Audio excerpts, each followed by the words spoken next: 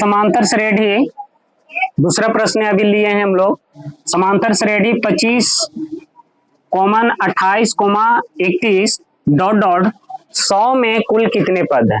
100 में कुल कितने पद है? तो देखिए समांतर श्रेणी में कुल कितने पद निकालने के लिए हम लोग का क्या करना है, सबसे पहले हम लोग सोल्व लिखेंगे। सोल्व का मतलब होता है हल करना। सोल्व का मतलब क्या होता है?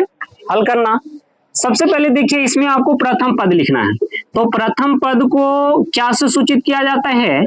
तो प्रथम पद को ए से सूचित किया जाता है। प्रथम पद को क्या से सूचित किया जाता है? ए से। तो प्रथम पद को ए से सूचित किया जाता है, तो यानी प्रथम पद मतलब पहला पद।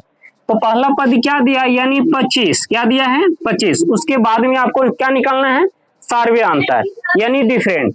तो सार्वय अंतर या पदांतर, तो सार्वय अंतर यहाँ देखिएगा, सार्वय अंतर। तो सार्वय अंतर को हम क्या से सूचित करते हैं? डी से। तो डी बराबर हम लोग फॉर्मूला क्या पढ़े थे? डी और फॉर्मूला पढ़े थे कि दूसरी संख्या माइनस पहली संख्या, तीसरी संख्या माइनस दूसरी संख्या, चौथी संख्या माइनस तीसरी संख्या। तो हमें संख्या जहां तक दी रहती है वहां तक के हमको डी बराबर क्या फॉर्मूला बनाना पड़ता है ना। तो देखिए यहाँ पे हमें संख्या 3 तक दिया है, तो यहाँ क्या बना लेंगे? तो यहाँ पे दूसरी संख्या माइनस पहली संख्या, तो दूसरी संख्या दिया 28, सूत्र के अनुसार माइनस लगाएंगे। पहली संख्या दिया 25, उसके बाद में तीसरी संख्या दिया 31, सूत्र के अनुसार माइनस, फिर दूसरी संख्या क्या दे दिया? 28। दूसरी संख्या क्या दे दिया? 28।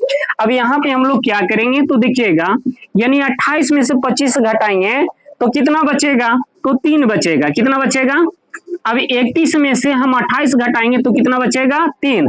यानी डिफरेंट कितना का रहे हैं? तो 3 का डिफरेंट आ रहा है। कितना का डिफरेंट आ रहा है? 3 का डिफरेंट आ रहा है। ठीक है।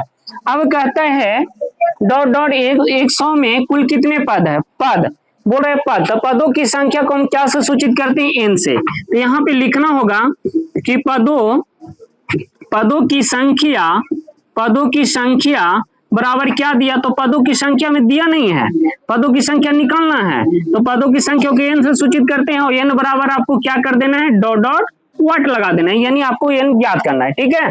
फिर ये जो 100 दिया है वो 100 आपको क्या दिया है? तो यानी 100 जो दिया है वो आपका अंतिम पद दिया है। क्या दिया है? अंतिम पद। तो यानी अंतिम पद को क्या से सूचित किया जाता है? तो टीएन से। अंतिम पद को क्या से सूचित किया जाता है? टीएन से सूचित किया जाता है। टीएन बराबर आपको क्या रख लेना है? तो 100 रख लेना है। टीएन बराबर क्या रख लेना है? 100 रख लेना है। अब इसके लिए हम लोग क्या करना है? तो कुल कितने पद हैं? तो कुल कितने पद को निकालने के लिए हमें कौन सा सूत्र का प्रयोग करना होगा? तो यानी हमको सूत्र का प्रयोग करना है टीएन बराबर a plus whole n minus 1 whole d. यही सूत्र का आपको प्रयोग करना है। ठीक है ना। अब हम लोग क्या करेंगे? तो ये सूत्र पे सारा वैल्यू को आपको क्या करना है? पुट करना है। तो देखते चलिए टीएन। तो टीएन आपका क्या दिया है? तो टीएन आपका 100 दिया है, तो यहाँ पे आपको क्या रख लेना है? 100 रख लेना है। चलिए बराबर का है चिन्ह, तो बराबर लगा दीजिए। ए यानी ए से प्रथम पद कितना दिया है? तो 25 दिया है, 25 रख लीजिए। प्लस है, यहाँ पे प्लस लगा दीजिए। होल है, होल लगा दीजिए। ठीक है। या होल एन का एन ही रखिए। सूत्र के अनुसार -1 है, 1 लगा दीजिए। अब इसको होल लगाइए।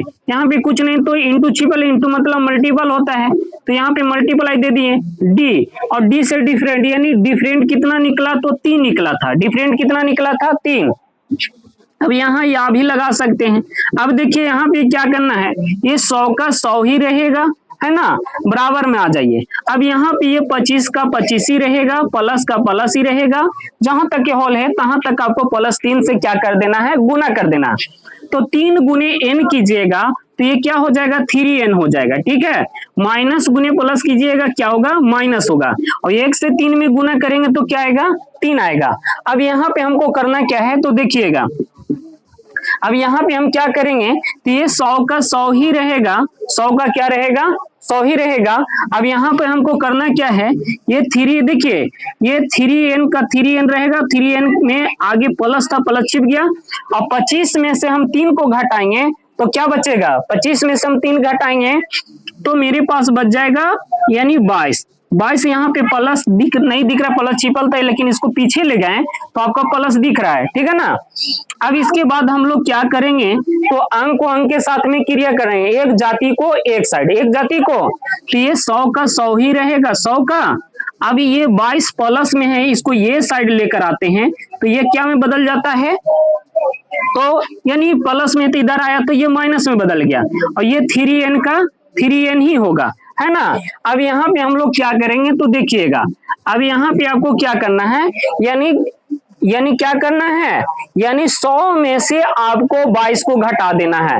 तो 100 में से हम 22 घटाएंगे, देखिएगा 100 में से जब 22 घटाइएगा तो क्या बचेगा, 10 में से 2 जाएगा 8, 9 में से यानी कि 9 में से 2 घटाएं तो 7 यानी 78 बचेगा। कितना बचेगा, 78।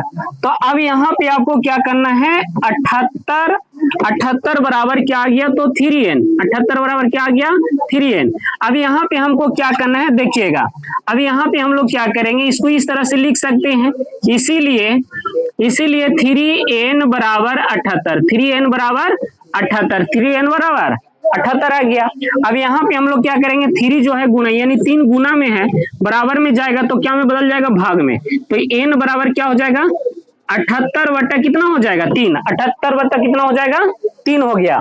अब 3 से भागा देंगे 78 में, 3 से भागा देंगे 78 में, तो कितना बार में कटता है, 26 बार में। कितना बार में, 3 दूनी 6, 3 6 18, यानी 26 बार में कटेगा। कितना बार में, तो आपका n बराबर कितना आ गया, 26 आ गया। n बराबर कितना आ गया, 26 आ गया। n बराबर कितना आ गया, 26 आ गया।